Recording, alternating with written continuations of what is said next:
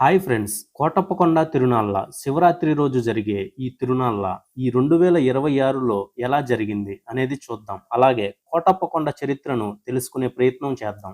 కోటప్పకొండ ప్రబల తిరునాళ్ళు ఆంధ్రప్రదేశ్లోనే అత్యంత ప్రసిద్ధమైన జానపద వేడుక. ఒకప్పటి గుంటూరు జిల్లా, ప్రస్తుతం పల్నాడు జిల్లాలో నరసరావుపేట సమీపంలో ఈ ఉత్సవం జరుగుతుంది. మహాశివరాత్రి పర్వదినాన త్రికోటేశ్వర స్వామికి మొక్కుబడిగా ఈ ప్రభలను సమర్పిస్తారు. ప్రభ అంటే వెదురు బద్దలతో గోపురం ఆకారంలో నిర్మించిన ఒక భారీ నిర్మాణం. ఈ ప్రభలు సుమారు 60 నుండి 100 అడుగుల పైచిలుకు ఎత్తు వరకు ఉంటాయి. వీటిని రంగురంగుల వస్త్రాలు, పూల మాలలు, తోరణాలతో అత్యంత సుందరంగా అలంకరిస్తారు. ఆధునిక కాలంలో రంగురంగుల విద్యుత్ దీపాలు, ఎల్ఈడి ప్రభలకు అదనపు శోభను ఇస్తున్నాయి. పూర్వం ఎడ్ల బండ్లపై ప్రభలను ఊరేగించేవాళ్ళు, ఇప్పుడు భారీ ట్రాక్టర్లను ఉపయోగిస్తున్నారు. యలమంద, అప్పాపురం, కొండకావూరు వంటి గ్రామాల నుండి భారీ ప్రభలు కూడా వస్తాయి. ప్రతి గ్రామం తమ ప్రభ అన్నింటికంటే ఎత్తుగా ఉండాలని పోటీ పడటం ఇక్కడ ప్రత్యేకత. ఈ ఆరోగ్యకరమైన పోటీ వల్ల ప్రభల ఎత్తు ఏటికేడాది పెరుగుతూ వస్తుంది. ఆనందవల్లి అనే భక్తురాలు శివుని కోసం చేసిన తపస్సు గుర్తుగానే ఈ ప్రభల సంస్కృతి మొదలైందని చెప్తారు. శివరాత్రి రోజున ఈ ప్రభలు కొండ కింద మైదానంలో ఒక వరుసలో కొలువై కనిపిస్తాయి. రాత్రి వేళల్లో విద్యుత్ కాంతులతో ఈ ప్రభలు మెరిసిపోతూ స్వర్గాన్ని తలపిస్తాయి. ప్రభల ముందు తప్పెట గుళ్ళు, డప్పు వాయిద్యాలతో యువకులు చేసే నృత్యాలు ఆకట్టుకుంటాయి. కోలాటం, భజన బృందాలు ప్రభల వెంట నడుస్తూ ఆధ్యాత్మిక వాతావరణాన్ని నింపుతాయి. పల్నాటి పౌరుషానికి, పౌరసత్వానికి ఈ ప్రభలు ఒక గౌరవ సూచికగా భావిస్తారు. ఒక్కో ప్రభ తయారీకి గ్రామస్తులు లక్షలాది రూపాయలు విరాళంగా సేకరిస్తారు. ప్రభల తయారీలో ఆ ఊరి ప్రజలందరి శ్రమ, ఐక్యత దాగి ఉంటుంది.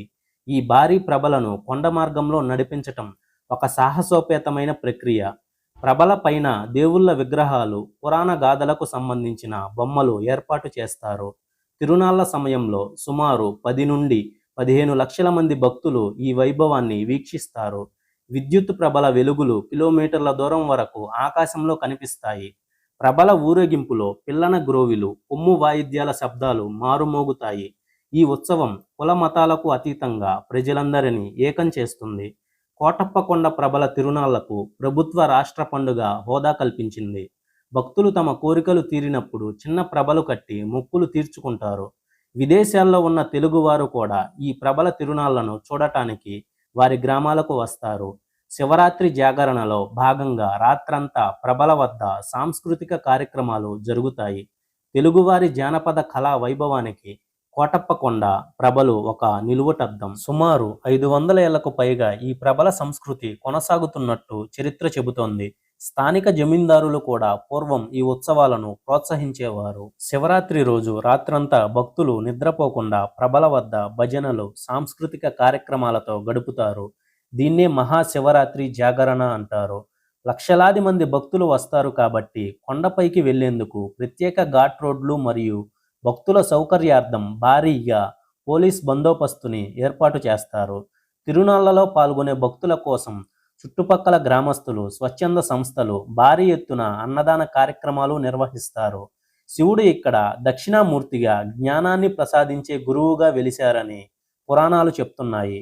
అందుకే విద్యాభ్యాసం చేసే విద్యార్థులు ఇక్కడికి ఎక్కువగా వస్తుంటారు. ఇటీవలి కాలంలో కొండపై ప్లాస్టిక్ని నిషేధించటం మరియు చెట్లను పెంచటం ద్వారా కోటప్పకొండను ఒక ఆధ్యాత్మిక పర్యాటక కేంద్రంగా తీర్చిదిద్దుతున్నారు. శివరాత్రి రోజున ముక్కోటి దేవతలు ప్రభల రూపంలో కొండపైకి వచ్చి శివుడిని దర్శించుకుంటారని భక్తుల ప్రగాఢ విశ్వాసం. ఈ ఉత్సవం కేవలం శైవులకే కాకుండా అన్ని వర్గాల ప్రజలు కలిసి జరుపుకునే ఒక సామాజిక పండుగలా మారింది. ఒక్కో భారీ ప్రభను తయారు చేయడానికి సుమారు 1 నెల రోజుల సమయం పడుతుంది. గ్రామంలోని వడ్రంగులు, కళాకారులు ఎంతో నిష్ఠతో వీటిని రూపొందిస్తారు. మీరు మెట్లు ఎక్కి వెళ్తే పాత కోటప్పకొండను దర్శించవచ్చు. కొండపై నుండి చూస్తే చుట్టుపక్కల ఉన్న పచ్చని పొలాలు, ప్రభల ఊరేగింపు అత్యంత సుందరంగా కనిపిస్తాయి. ఈ కోటప్పకొండ విశిష్టత, దాని వెనుక ఉన్న పురాణ కథ.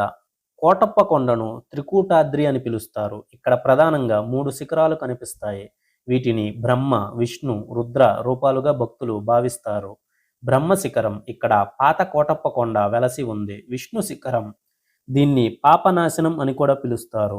రుద్రశిఖరం, ఇక్కడ ప్రస్తుతం మనం చూస్తున్న త్రికోటేశ్వర స్వామి ఆలయం ఉంది. కోటప్పకొండ చరిత్రలో ఆనందవల్లి అనే శివభక్తురాలి కథ అత్యంత ముఖ్యం. పూర్వం సాలంకయ్య అనే భక్తుడికి ఆనందవల్లి అనే కుమార్తె ఉండేది. ఆమె చిన్నతనం నుండే పరమశివుడిని ఆరాధించేది. వివాహం పట్ల ఆసక్తి లేని ఆమె బ్రహ్మశిఖరంపై ఉన్న శివుడికి నిత్యం పూజలు చేసేది. ఆమె భక్తికి మెచ్చిన శివుడు ఒక జంగమదేవర బాలుడి రూపంలో ఆమె వెంటే ఉండేవాడు. వయసు పెరిగిన కొద్దీ ఆనందవల్లికి కొండ ఎక్కి పూజ చేయటం కష్టంగా మారింది. ఆమె బాధను గమనించిన స్వామి, నేను నీ వెంటే వస్తాను, కానీ నువ్వు వెనక్కి తిరిగి చూడకూడదు అనే నిబంధన విధిస్తాడు. అలా ఆమె కొండ దిగి వస్తుండగా ఒకచోట గలగల అనే శబ్దాలు వినిపిస్తాయి. శివుని కాలి అందెల శబ్దం అని అది చెప్తారు. కుతూహలంతో ఆనందవల్లి వెనక్కి తిరిగి చూస్తుంది. నిబంధన ప్రకారం శివుడు అక్కడే లింగ రూపంలో శిలగా మారిపోతాడు. అదే ప్రస్తుతం మనం దర్శించుకునే త్రికోటేశ్వర స్వామి ఆలయం. తన తప్పు తెలుసుకున్న ఆనందవల్లి కూడా శివైక్యం చెందుతుంది. ఈ ఆనందవల్లి ఆలయం కూడా మెట్ల మార్గంలో ఉంటుంది. కోటప్ప కొండపై మీకు ఎక్కడా కాకులు కనిపించవు. దీని వెనుక ఒక ఆసక్తికరమైన జానపద కథ ఉంది. పూర్వం ఒక కాకి తన నోటితో మాంసం ముక్కను తెచ్చి ఆనందవల్లి పూజ చేసే చోట పడేసింది. దానికి కోపించిన ఆమె ఈ కొండపై కాకులు ఉండకూడదు అని శపించిందని భక్తుల నమ్మకం. ఇప్పటికీ అక్కడ కాకులు వాలకపోవటం గమనార్హం. శాసనాల ప్రకారం ఈ ఆలయం క్రీస్తు శకం 1172 నాటికే ప్రసిద్ధి చెందింది. వెలనాటి చోళరాజు కులోత్తంగ చోళుడు, సామంతుడు మురంగినాయుడు శాసనాలు ఇక్కడ ఉన్నాయి. విజయనగర చక్రవర్తి శ్రీకృష్ణదేవరాయలు ఆలయ నిర్వహణకు పెద్ద ఎత్తున భూములు దానం చేశాడు. నరసరావుపేట, చిలకలూరిపేట, అమరావతి జమీందారులు కూడా ఈ భూములు దానం ఇచ్చారు. మెట్ల మార్గం 1761లో నరసరావుపేట జమీందారు రాజు మల్రాజు నరసింహరాయని 703 మెట్లు నిర్మించాడు. రాజా మల్రాజు వంశీకులు శాశ్వత ధర్మకర్తలుగా ఉన్నారు. దక్షయజ్ఞం తర్వాత శివుడు సతీ వియోగంతో ప్రశాంతత కోసం త్రికూటాచలంపై వటువుగా అంటే బాలుడిగా తపస్సు చేశాడు. బ్రహ్మ, విష్ణు, దేవతలు, మహర్షులు ఇక్కడ తపస్సు చేసి శివుని నుండి జ్ఞానోపదేశం అంటే బ్రహ్మోపదేశం పొందారు. అందుకే ఇది జ్ఞానక్షేత్రంగా ప్రసిద్ధి అయింది. శివరాత్రి రోజు జాగరణ ఎందుకు చేస్తారో తెలుసా?